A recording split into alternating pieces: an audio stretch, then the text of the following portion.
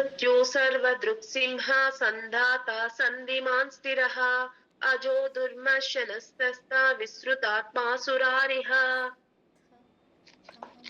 అమృత్యు అంటే మృత్యువు లేనివాడు, మృత్యువు కారణమైన జన్మాది రూప లక్షణములు ఏమీ లేనివాడు, మృత్యువు లేనివాడు. సర్వదృక్ సర్వాన్ని చూచువాడు, తన జ్ఞానము చేత ప్రాణుల యొక్క కర్మలు అన్నిటినీ చూచి వారి యొక్క కర్మలకు తగ్గిన ఫలితాన్ని ఇచ్చువాడు సర్వదృక్ అంటే.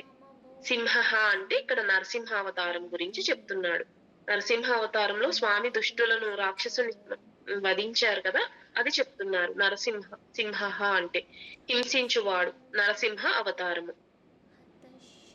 సందాత సంధించువాడు, జీవులను వారి వారి కర్మ ఫలాలతో కలుపువేయువాడు, అంటే మనం చేసిన కర్మలకు తగ్గిన ఫలితం ఇచ్చువాడు, కర్మఫలదాత అని. సందాత అంటే సంధిమాన్ సదా సందాత అయి వ్యవహరించువాడు, జీవులు కర్మలు కర్మఫలాలు ఇలా నిరంతరం సాగే ఈ ప్రక్రియలో ఒకదానితో ఒకటిని సంఘటితం చేయువాడు, అంటే కంబైన్ చేయడం అంట. సదా సందాత అయి వ్యవహరించువాడు, జీవులు వారి కర్మలు వారి ఫలాలు. స్థిరః మార్పు లేనివాడు. అజహ జన్మ లేనివాడు, స్వామికి జనన మరణ చక్రం ఉండదు కదా, అది చెప్తున్నారు. దుర్మర్శన దుర్జనులను భరింపలేనివాడు, ఆయన తేజస్సును రాక్షసులు భరించలేరు కదా, అది చెప్తున్నారు. దుర్జనులు భరింపలేనివాడు దుర్మర్శన అంటే.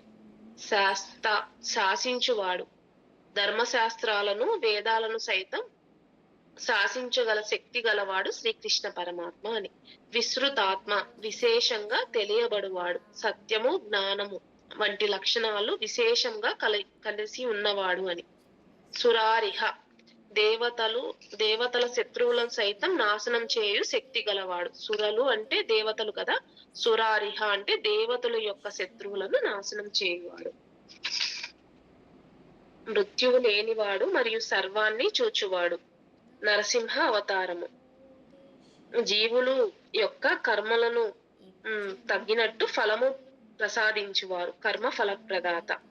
మార్పు లేనివాడు, జన్మ లేనివాడు, జనన మరణ చక్రంలో పడనివాడు, దుర్జనులను భరింపలేని తేజస్సు గలవాడు, శాసించువాడు, విశేషంగా తెలియబడువాడు, సత్యము జ్ఞానము అన్ని స్వామివారి లక్షణాలే అని చెప్తున్నారు.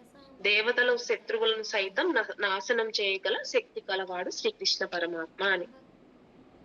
ఈ నామాలకు ఇవేనండి అర్థాలు.